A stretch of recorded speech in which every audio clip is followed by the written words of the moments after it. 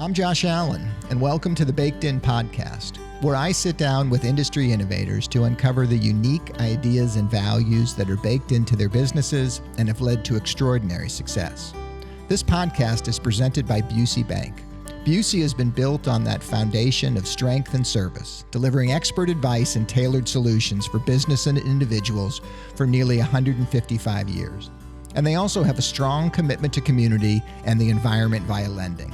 Since 2021, they've provided over $25 million in green financing, including energy efficiency improvements, historic preservation, and commercial social development. You can learn more about their impact at busey.com. On this week's episode, I'm sitting down with Justin Kraudel of Monta watches, a luxury Swiss-built brand based right here in St. Louis. In 2016, Justin walked away from a 12-year career in the wealth management industry to follow his passion for horology. That's watches, for those of us who don't know anything about watches. Monta Watch designs and manufactures luxury sports watches with impeccable finishing and attention to detail.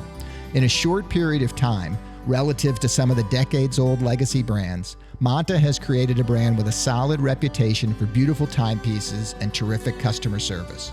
Most of their business has been built direct to consumer online, but they're beginning to grow their business through local and regional jewelry stores. We talk about the state of the American watch market, the challenges of establishing a brand in an industry with so many legacy players, and the supply chain obstacles of convincing Swiss craftsmen to come on board with a new startup brand. Super fun to chat with a self-admitted watch nerd. Let's go. So I'm incredibly intrigued to have this conversation with you this morning because, one, I didn't know that a luxury brand company could exist in St. Louis, and two, it's amazing to me to think that essentially from scratch you guys have built this brand that's, after my deep dive on the interwebs, is very well respected in the industry. So can we, maybe before we talk about Monta, which is the brand, can we just talk about the state of the American watch industry, which again, I don't wear a watch, so I just don't know anything about it. Yet. You don't wear a watch yet. Sorry. We'll get there. So yeah, thanks for having me. I'm excited to be here. And the American watch industry is booming. It definitely got a big boost from the COVID pandemic when everybody was stuck at home and researching their favorite things. And what's interesting about it is, for us, we manufacture in Switzerland, but we're based here in St. Louis in the US. And there's brands that do that from all sorts of different countries. And then there's a couple brands who are really trying to lean into the traditional American watchmaking. And so what that means, being manufactured in the US, is as much as they can, right? The hardest part of manufacturing a watch is the hairspring, which is what creates the oscillation of the balance inside the watch that makes it tick. And the Swiss have just perfected that for centuries now. And so that's like the missing piece, is when can an American manufacturer replicate the precision of that hairspring, which hasn't been done yet, but I got a feeling we're going to see it sooner rather than later. So we're going to talk about, I mean, when I look at your website and look at things, it's luxury watches. So how, What's the differentiation? Is it a dollar amount? Is it the way in which it's produced? What defines luxury versus a Casio or something like that? I think there's a lot of subjectivity there, but I think people's brains gravitate towards price, but that doesn't mean that a $5,000 watch is so much better than a $2,500 watch. And that's where you get into the nuance of the polishing, the finishing, the fit. But the luxury details. would start above $500, above $250. Like, is there sort of a point where when you go to a show where you're comparing to other brands, I mean, there is some similarities in the price point. So, in my professional opinion, I would say that $1,000 price point is where you can get a lot of bang for buck, so to speak. So who's wearing $1,000 and up watches? Like, who's the customer? It's all across the board. I rely on my social media analytics to give me a lot of that data, and it definitely skews strongly towards male versus female. And then the age ranges is about 21 to 45 is where a lot of that lion's share of that comes from. But I mean, is it all like watch nerds that are talking about bezels and lugs and crowns and all this stuff that I was reading about?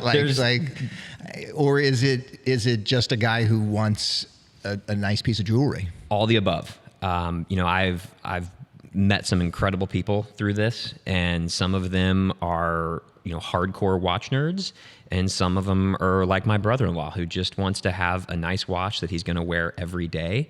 Some of those people get more into the details than others, but it's really for everybody, and particularly for men. When you think of jewelry, it's a wedding ring, or maybe you have an earring, but the watch is usually like top of the list of if you want to accessorize with a piece of jewelry, that's where you're looking. And has the smartwatch helped, hindered? Like, what's the smartwatch done? Definitely helped. A lot of people think, oh, the Apple Watch is the demise of like traditional mechanical watches. And what we've seen is the exact opposite, where guy gets an Apple Watch as a gift or on his own volition to track his data for working out, and starts getting used to wearing something on his wrist, and then is like, man, I got a wedding this weekend. It'd be nice to have something a little classier than a rubber strap computer on my wrist. And then they start going down the rabbit hole, and luckily quite a few of them find Monta along the way. And you were admittedly a watch nerd that brought you into it. Is that fair to say? I've been in and out of watch nerdery since second grade. Really? Yeah. I still have, my parents got me a Guess watch. Remember Guess jeans with the question mark? And second grade, I still have it, and wore that thing all the time. Kind of fell out of it later in grade school, back in high school, back out, back in college. So what was it about the Guess watch? I mean, I have that with an Easy Bake Oven. Like, I literally remember making brownies with my sister. I mean, I still have an Easy Bake Oven in my office at the bakery. So like, I get the attachment to something, but for you, what was it with the Guess watch? I think it was, I've always liked to be put together and dress well. I enjoy getting dressed. And as I got a little bit older at, 8 years old, I was like, oh, my dad wears a watch. I want to wear a watch.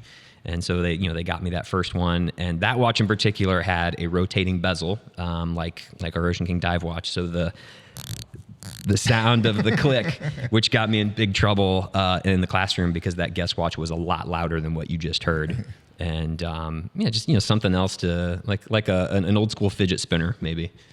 And I think you told me once that you were sort of running a group. I mean, there's these groups that get together, right? There's organizations that get together, and guys just talking about watches, talking about the different things. Yeah, it's. I think it's a really good story in terms of, people ask me like, why watches? And lately I'm into brevity, so I'm trying, this is going to be awkward since you want me to do most of the talking on this podcast, but I told them passion. That's how I got into it. I got passionate about watches, like you're passionate about bread, and why people get passionate about cars or sports teams. And in 2012, somewhere around there, I reached out to like 30 people I knew that had a watch and said, what do you think about getting together once a month, and we'll talk watches, and we'll have a couple beers, and the conversation will turn to other things. And yeah, let's do that. And fast forward, long story short here, that led me to meet my now business partner, who was actually the one who came up with the idea for Monta. Shout out to my partner, Michael DiMartini. And we became buddies over the watch thing. And he said, I was in finance at the time. He goes, you should quit and come do this with me. So he had a company called Everest. Correct. And they were making basically straps for rubber and leather straps, for Rolex, for very specific, for Rolex watches, right? Correct. I'm imagining that's a fickle crowd. Yes. So he was making sports straps and had built a reputation. Yep. And that was a St. Louis-based company, correct? Yeah. Yep. Yeah. So he had the idea for the strap business. That business is 13 years old now. And then going down that path, he's always been a watch nerd like me, and he wanted to do his own brand. And we say that like Monta, we really focus on the details. So as watch collectors ourselves, we identify the things that we would like to see from the big legacy brands that we adored as collectors, and then make those changes and deliver that to our customers. So we always say we make these watches for ourselves. It just so happens that our tastes and our passion for the sport watch market, steel sport watches, resonates with a lot of the potential buyers. So it was more of a passion project for you than a business app that you saw a hole in the market, or you saw an opportunity? Yeah, I mean, more passion than hole in the market, I would say. But I mean, for me, it was, looking back, I still can't believe I did it. I was 34, 35 at the time. And you had a career in finance. Yeah, growing business. I was a certified financial planner, managing money for high net worth individuals, and I enjoyed it. I felt I was good at it, but the burning desire to make a tangible product. There's all these things that went into it that really enticed me. But yeah, looking back, I don't know how I had the courage to do that. I certainly don't know if I could do it, at this point. He had created one model, I think, if I read correctly. They had one model out for Monta before you joined. I got at the beginning of that. I got a front row seat to the whole process because of my friendship with him. And so as he's sharing with me these designs and prototypes, I get more and more excited. And if you look back in our history, like order number 1 is Justin Kraudel. I was the first one to pre-order the original Ocean King back in 2016. And there was already designs for the Triumph and the SkyQuest at the time. They just hadn't been prototyped and assembled yet. So, I made a judgment of my now business partner, my friend at the time, that said, this is a serious plan. I love the aesthetic. I love the idea. I love the opportunity. And like I said, at that point in my life, I was like, this is my last chance to take a risk like this. And if it doesn't work out, I got enough time to get back up and make something of myself.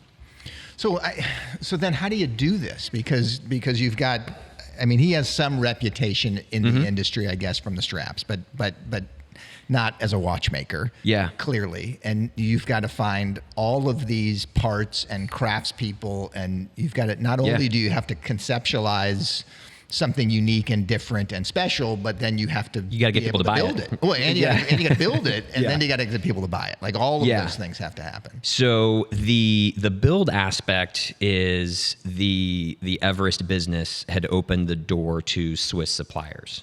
And they're not real keen on a random American coming over there and saying, this is what I want to do, let's do business together. It's a longer process where they want to establish some personal connection and some credibility. So we already had a little bit of that with Everest. And then that opened the door to a designer who still is with us and helps us on a regular basis in Switzerland. And then it's how do you sell this thing? And till this day, I still take the truly long view.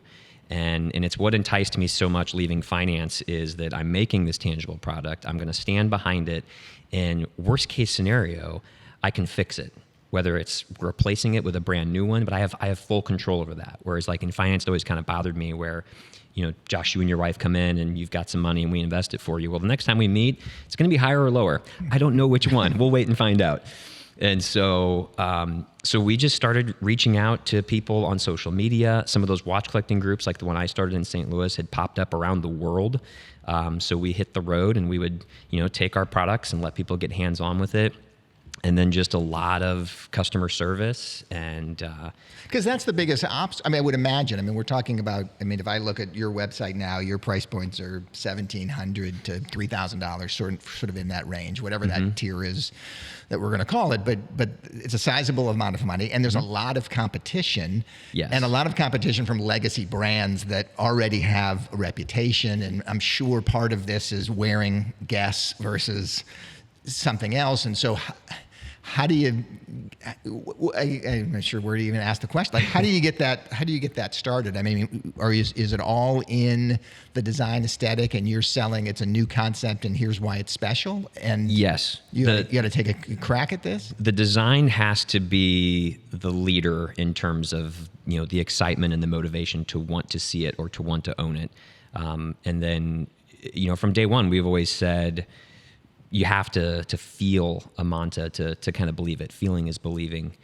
We can take all these pretty pictures and videos and put them on the internet, and people can get excited about that. But then once they go hands-on with it and they feel those articulating links, they see the bevels on the hands and just the intricacy of the dial, that is where people get really excited about it. And it's truly a grassroots thing at that point where one person finds out and they tell two friends, and then they tell two friends, right? And it kind of starts branching out that way. So that's what I mean by that long view.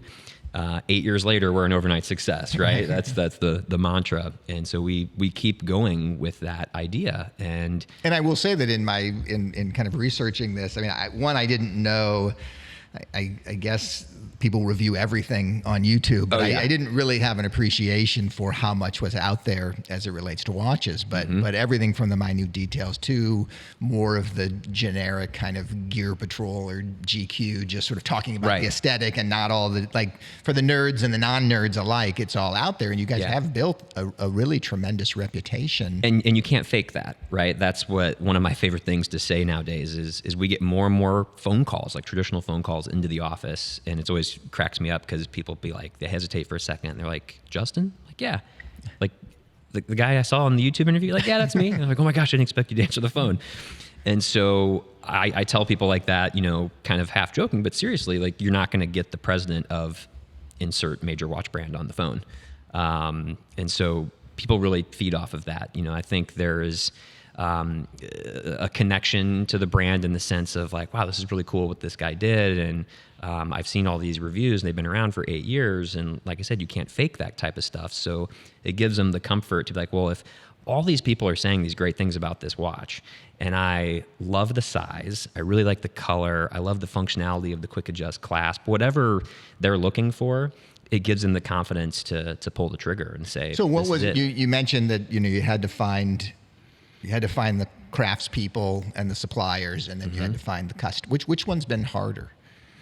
Which one was harder initially? Initially, it's the suppliers. Who's getting the watches made? Yeah, like trying to find, like, for example, like the SkyQuest and the Ocean King have what's called a bezel insert. And on the Ocean King, it's made out of ceramic, and on the SkyQuest, it's made out of aluminum. Those are two completely different manufacturers. And you'd say, like, well, gosh, isn't there somebody who manufactures steel or aluminum and ceramic inserts? Yeah, but we want the best. And it just so happens that the aluminum company is different from the ceramic company.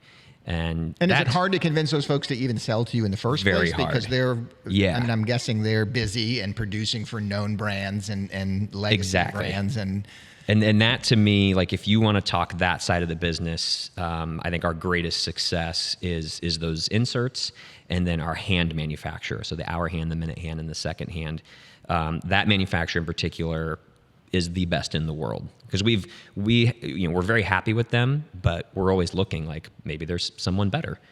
Haven't found that person yet, and I don't think we're going to. So what was it about you all that convinced them that it made sense to sell you? I mean, I think it was once they realized what we were doing. I think a lot of brands they focus on the lower end of the segment. They're like, well, if I come in at a $500 price point, I can sell 10,000 units.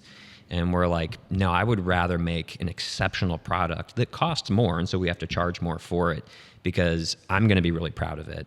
And I know the end result is going to make the customer very happy. And I think that, you know, you look at the Swiss watch industry, most Swiss-made watches are more expensive because the build quality is way more than what you would get in Asia or other parts of the world. And so those manufacturers in Switzerland, after a while, they saw, you know, we had to ask a lot. It wasn't like, you know, we get shot down. We'd come back and ask them again and share a new design with them. And we've been using the same manufacturers since day one. We've introduced some new ones as we've done some new products, but dial, hands, case, bracelet, movement, that's all been the exact same. Is this all handwork? I mean, is there there's automation? Machining. There's machining. CNC machines for the case and the bracelet. Like the base plate of the dial is brass. That's machined. But then there's but putting the components together to actually make the timepiece mechanism. Oh, that's all handmade. It's absolutely. All hand. Yeah, and it's really cool to see. Like, you know, we should probably, next time we go over to Switzerland, we always say we're going to do this, like bring a camera crew and get some, I mean, you can Google any type of footage of this, but like get our own footage of an actual Monta being assembled. I think there's a bit of validity, you know, it's got a big brand vibe to it when you see that kind of stuff. I mean,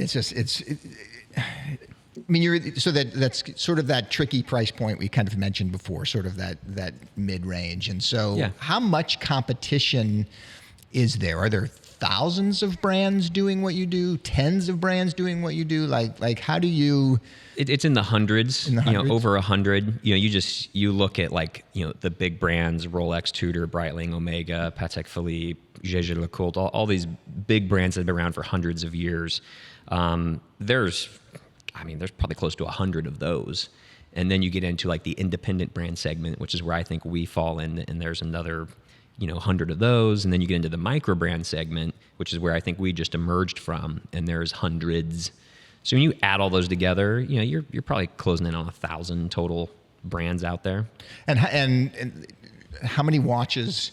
I mean, I read something online that it was like 700 watches a year, but I think that was some dated information. So where are you guys now in terms of like the number of timepieces? I mean, is that the revenue count for you? Just the number of watches? I think units is a good one, and we're gonna cross 1,000 units this year for the first time, which is really exciting. And I think a lot of that is attributed to 8 years of building this online presence. And I mean, dare I say, we've kind of dominated that space for the last, at least the last 5 years. So most of that is direct to consumer online? The vast majority. We do have a retailer here in St. Louis, Clarkson Jewelers, and then we have one in Evansville, Indiana, Brinker's Jewelers. And actually next week, my partner and I are heading over to Kansas City. We got 5 meetings over there with hopefully land a potential KC dealer, and then we're going to start branching out from there. I'd love to see one in Chicago and Dallas and Nashville, Atlanta, et cetera. And that is our new growth model. I think. Why? I mean, out of curiosity. So two things. I think the online market is pretty saturated right now, and it's going to be hard for us to have exponential growth online. I mean, we could do it over time, but if we really want to grow, and as our price point has creeped up, like I said before, that feeling is believing idea. If you're going to spend $2,500 on a watch sight unseen, you're probably a very educated consumer. You already own a Monta, or you've seen one in person somewhere. So what Clarkson has proved to us over the last 12 months is people, we were talking before this, how there's so many great things going on in St. Louis that most people don't know about until someone, sticks their face in it. Right. Clarkson has proven that there's tons of people in St. Louis who are like, this is an amazing watch. I'd never heard of this before. This is really cool that they're also in my hometown. And so now we've got that model established that we can go to these other potential retailers and say, here's why a Monta belongs in your store. And what's the challenge with, why is it hard to get into, just because they have so much, they already got enough shelf space kind of covered, and there's definitely margins that. Yep. And it's an old business. I mean, jewelry stores, there's not been a whole lot of evolution there, right? I mean, you walk in, there's glass cases and there's product, and you got salespeople to educate you on it.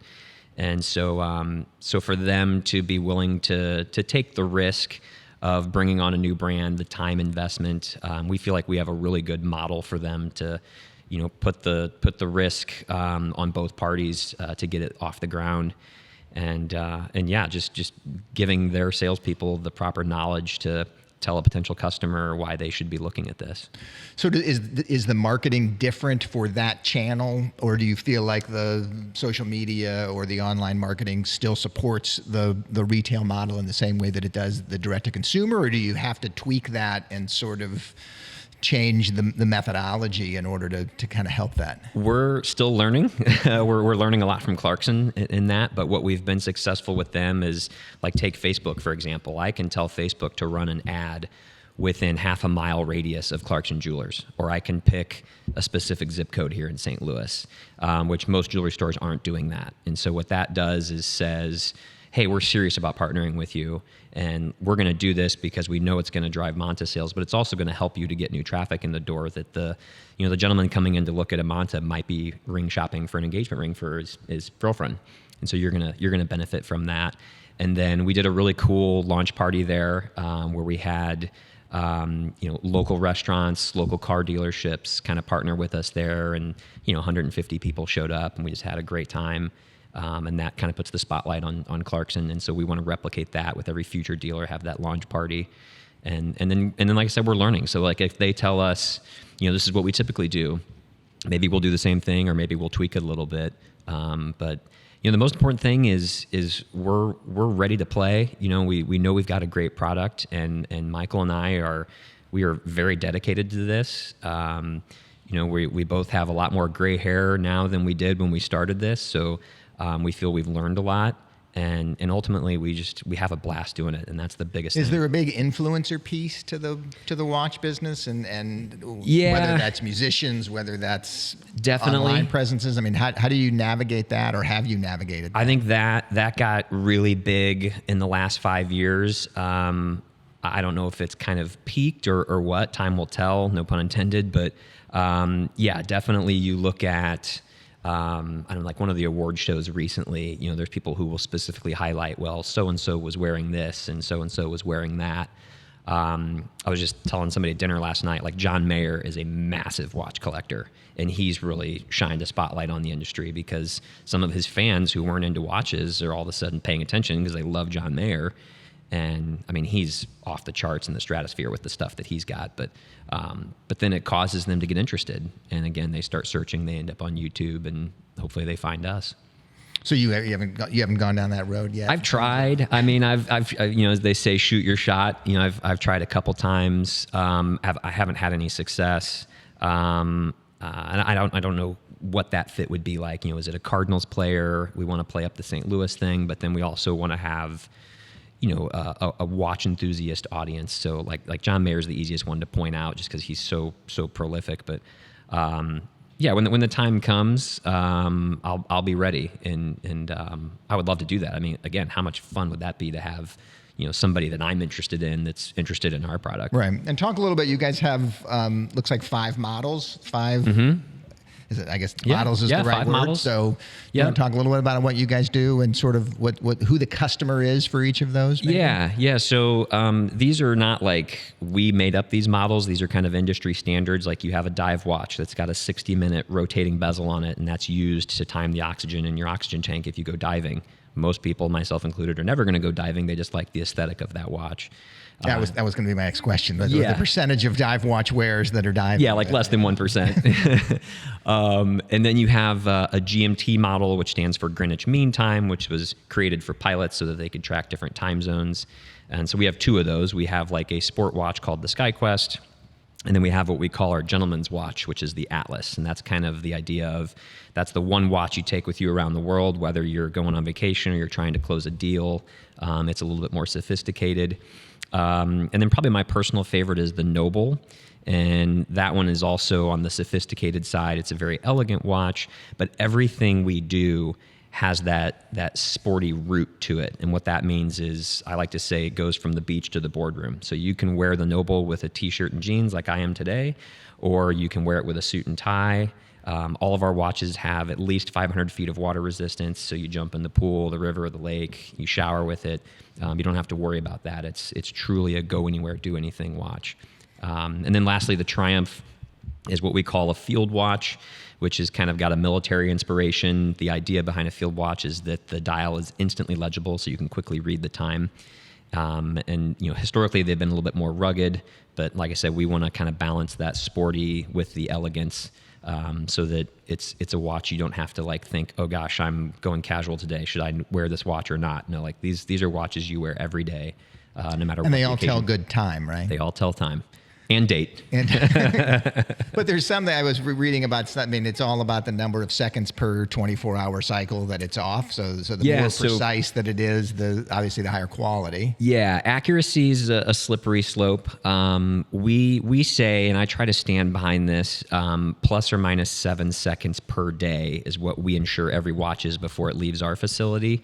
Now, temperature, wearing habits. You know, I mean, like, you can wear your watch playing golf. I do, but I always tell people it's a risk, right? Like, there's a chance that when you duff a shot, you could mess something up in the internal gears and it's going to need a service. Now, I can do that because I've got a watchmaker at my beck and call to handle that for me, and it's not a concern for me.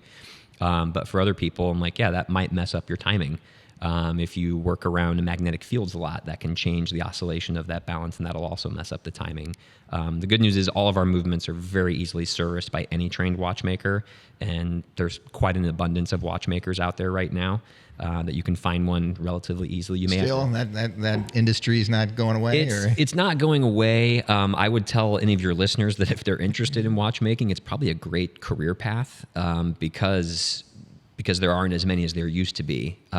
Luckily nowadays you can FedEx it overnight to anywhere in the United States to a watchmaker. But if you're trying to find somebody locally that you can go see physically, that may be a little bit more challenging. So what's next for Monta? So, I mean, how do you, I guess my question sort of as it relates to scale, right? So as you're trying to expand, can you have it, you wouldn't have any trouble having an unlimited number of watches produced if you could sell them? Or do you go up against capacity and you have to sort of balance that out with how your growth is going to be? Yeah. If we had like the major hockey stick moment, we would sell out. We don't have like a ton of inventory. I think we manage that very efficiently, but there's definitely capital constraints. And then the production schedule is like minimum 150 to 180 days. So you have in your possession now watches for Christmas or getting close to having those holiday watches coming, right? I mean, we're recording this in the middle of May, so. Yeah, so we'll get another production from Switzerland between now and Christmas for sure. We actually, you mentioned 5 models. We do have a 6th model coming pretty soon. And so that will be added to the collection. And then the other piece that we're missing is a chronograph, which is the one that's like a stopwatch. So it's got multiple pushers on the side to actuate the second hand to start and stop, and then it'll track elapsed time. Very robust, important watch in the industry that is noticeably missing from our collection that we're working hard to try to bring that to fruition. But that'll be the most expensive Monta in the collection. So we need to make sure the market's ready for because of the intricacies. Correct. The movement, just incredibly intricate. Yeah. So as we grow the capital, we've said we don't want to bring on outside investors. We want to keep this just Mike and I.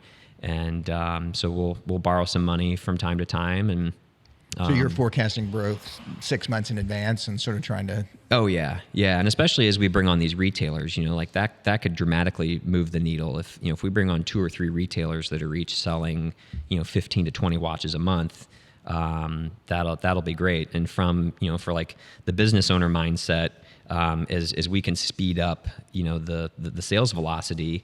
And get that money to then reinvest into more inventory, then we can be even more efficient. But the supply chain's there from the crafts side of things. I mean, if again, given the time frame that you'd have to work with, they're not going to tell you no if you can continue to grow the business. Correct. Yeah, we just have to be mindful of like we put in an order for dials a few months ago, and they're supposed to be delivered in August, and so it's like, okay, well, we got to wait 4 or 5 months for those. So you're sourcing the individual components and then bringing them to somebody who then puts the whole watch together? Yep. Think of us like a general contractor, like for your house, like plumber, electrician, framer, concrete. We've got movement, dial, hands, bezel insert, case, bracelet, and that's all assembled in Switzerland by a team there that again, we've worked with since day one. Yep. So what keeps you up at night? I mean, with what? I mean, it seems like a lot of different things that you're focused on. I mean, how many folks? Well, I guess I didn't ask the question. How many people are working at Monta? Is it just you and your business partner? We are the only full-time employees right now. Okay. We had more full-time employees that we've now transitioned to part-time contractors, and that's kind of a new thing for us. Is we're trying to be really efficient that way. And it's worked well for those parties. It wasn't, they kind of came to us and said, hey, I'd like to do something else part of the time, and that's worked out well for us. I mean, to answer your question, the good news is I sleep really well at night, and I want to keep it that way. And so Mike and I have said, like, we're going to grow this thing, but we're not going to take huge risks to try to, double our sales next year. Like, we want to make sure that we can walk into, insert the blank jewelry store and shake their hand and say, here's one of everything. Here's what we're going to do to support you, and we'll be able to backfill that inventory when you sell it. And let's establish a relationship that our kids and their kids are going to be working together and say, oh, remember back in 2024 when Dad and Mike and Justin came together, and Mike and I have this dream of handing over Monta to our children someday.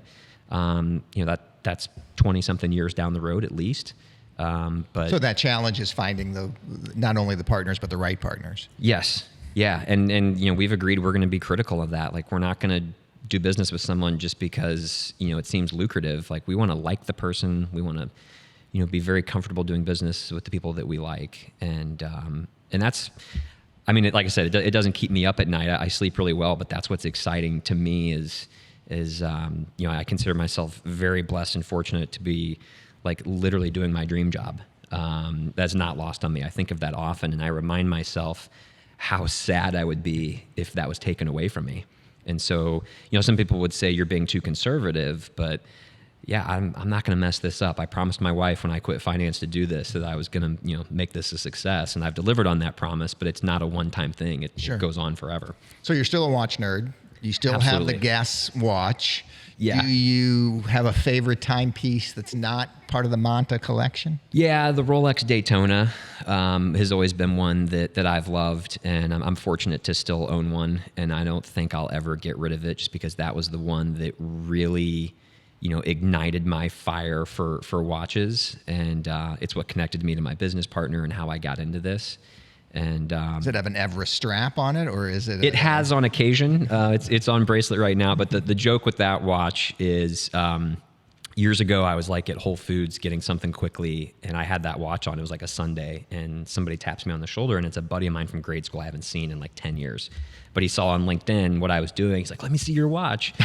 And I'm like, "No!" Like, pull my sleeve down over it. He's like, "What do you mean you're not wearing it?" And so I was like, "Never again." So that Rolex only gets worn around the house. Okay. Can't take it out in public. Yeah. So I would be remiss not to mention the fact that you're also an owner and the VP of finance of the Post Sports Bar and Grill. That's right. So completely different, totally Swiss watches and sports bars. Yeah, very right? diversified. The world's, as you guys like to say, the world's first fantasy sports bar. Yep. We actually didn't say that. NBC said that when Really? they picked it up right before we opened, and there's a So you guys were doing the drafts and the whole thing. Is that how fantasy that got football started? drafts? Yeah, Okay. yeah. And that story is very similar to Monta in the sense that my dear friend and high school friend and college roommate Adrian Glass, who came up with the idea for the Post. People ask me in these podcasts, like, "What's your secret to success?" and what advice do you give to people? And I say my greatest asset is I feel I'm an excellent judge of character. And I've proven that with my wife and with my two business partners. So I'm 3 for 3. Probably stop there, but Yeah, we're not all hitting 100. So yeah. And again, he came to me with this idea. I mean, we were really young at the time, and I didn't have a lot of money, but I was like all in. Like, my wife and I just got married, and she's like, "I can't believe you're going to put this much money into a bar." This was 2009, right? When you guys launched that? Yeah, exactly. And there's 4 locations now. 4 locations. And so I basically monitor the P&L and the balance sheet. And Adrian and I have a monthly meeting to go over that. And then there's, text messages throughout the month. But, the thing with him, I've always told him is I'm always going to voice my opinion, but I'm never going to expect you to take it and feel like you have to do it. Like, I'll tell you what I think, but I'm not going to be offended if you don't agree with me.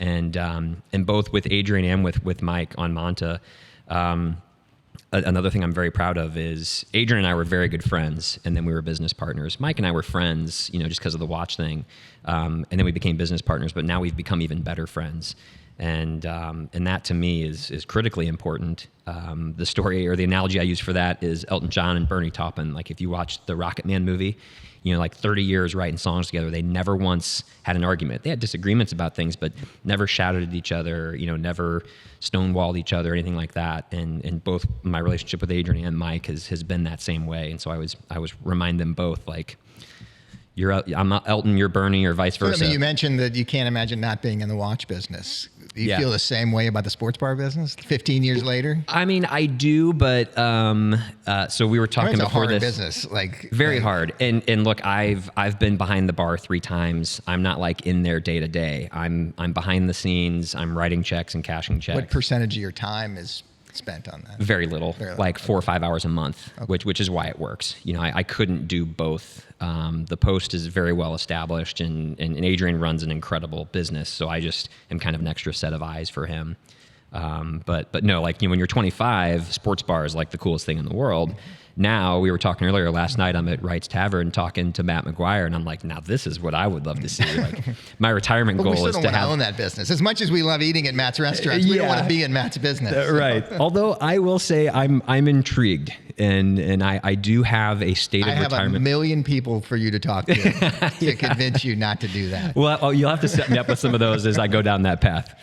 Yeah. I mean, they're great places to eat. But yeah. So the other thing I saw that you were a long time, I'm not sure you're still a longtime committee member for Fair St. Louis. Yep. Actually just rolled off of that about a year and a half ago. It was just the right time as I was running out of time to dedicate to that. And, I'm the type of person where if I'm going to do something, I gotta be all in. What attracted you to Fair St. Louis? The people, and then I was in charge of programming. And so the music aspect, I'm as soon as I get in my car when I leave here, the music comes on. A lot of times at the office, I've got music playing in the background. And so, being in charge of booking the concerts underneath the arch all those years was very fun and rewarding. And obviously the perks of getting to meet the artists and, be backstage and just get a glimpse of how that industry functions. I mean, for a time, that was the second biggest party in the country, We like to say it's America's biggest birthday party. Okay. I mean, there's different metrics you can look at, but it's coming back this year. I'm not part of it, but I will always be a cheerleader and a champion for it. And I think it's, just another wonderful thing here in St. Louis that's free for the people to go see. Yeah. So incredibly busy, a lot of stuff going on. I know you have 2 kids. How do you relax and recharge? Is that other than putting the Rolex on and walking around the house? Yeah. I love to cook. Love being in the kitchen, especially with friends and family. Gotten pretty big into wine, and I like to travel. I've been trying to play more and more golf. And I mentioned the music. I play piano and guitar, and just friends and family. Like right now, I'm really focused. My girls being 13 and 9, it's dawning on me that my time with them at this precious age is so limited. And so they're not going to like you for much longer. Exactly. Yeah, I got a couple years left for the older one, and so just basic stuff. Keeping the head clear. The golden rule definitely applies in everything I do. The unofficial motto is do cool stuff and have fun doing it. Yeah, well, it sounds like you're doing it. So, Justin, I can't tell you how much I appreciate you spending a few minutes with me. It's so, again, like I have had the pleasure of talking to so many people in St. Louis that are doing things that you just don't know are happening in St. Louis. So keep up the great work. Good luck with all the retail growth and everything that's happening, and we'll be on the lookout to see what's going on. Sounds great. Thanks again for having me. Thanks, Justin. Thanks so much for joining me today. I can't tell you how much I've enjoyed sharing these insights from folks I truly admire. Be sure and follow the show in your favorite podcast player to be alerted to newly released episodes. And share a comment if you have any feedback or future contributor recommendations.